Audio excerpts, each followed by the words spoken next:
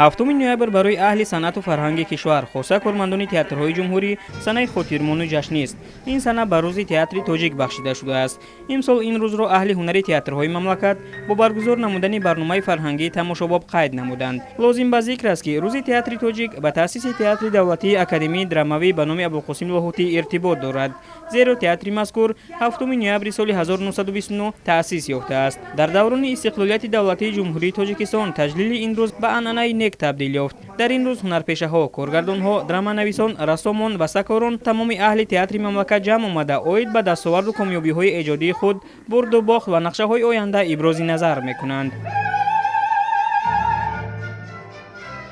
هر یک تماشابینی که امروز با تئاتر وارد میشه البته خودش رو تصور میکنه و ما هنرمندان باید چون نمایش پیشکش تماشابینان گردونیم که با خودشون یک حضا گرفته روند. در عرفه 30 سالگی استقلالیت امروز البته تمام تئاترها علاقه پیشروی شده است و تماشابینان امروزه ما خیلی هم فعال شدن و هرچی بیشتر با تئاتر اومده نمایش‌ها رو تماشا میکنن. барномаи ҳунари аҳли эҷоди театрҳои мамлакат хеле тамошобобу хотирмон буд. дар он рушди самтҳои гуногуни театри тоҷик инъикос гардид. бояд гуфт, ки дар даврони истиқлолияти давлатӣ дар ҷумҳурӣ 4 театри касбӣ, театри ҷумҳуриявии мусиқӣ драмавӣ дар ноҳияи Данғара, театри тамошобини Наврас дар шаҳри Хуҷанд, театри ҷумҳуриявии драмавии мусиқӣ ба номи Маҳмудҷон Воҳидови ноҳияи Ашт ва театри вилоятии Лохтаки афсонаи шаҳри Бохтар таъсис дода шуданд. театрҳои мамлакат ба шарофати ғамхориҳои пайвастаи ҳукумати ҷумҳурии Тоҷикистон дар ҳоли рушду инкишоф ва таҳияи асарҳои нави саҳнавӣ қарор доранд.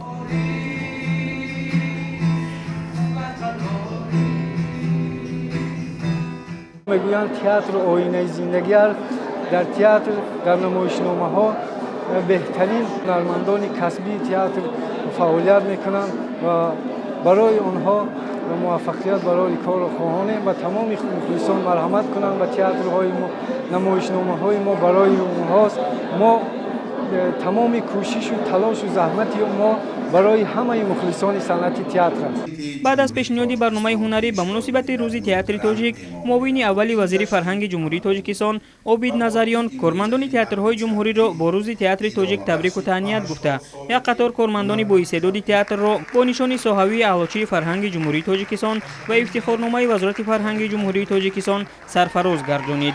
باید گفت امروزها تئاتر توجیک در حال رشد بوده، الکی در عرصه بین المللی معرفی گردیده است. همه سال اهل ایجاد تئاترهای توجیک در فستیوال و آزمون‌های بین المللی تئاتری اشتراک نموده، سزاوار مکافات‌های عالی و جایهای افتخاری می‌گردند. این همه در مجموع دلیل آن است که تئاتر توجیک امروز موفق است و استوارانه به پیش قدم می‌نهد.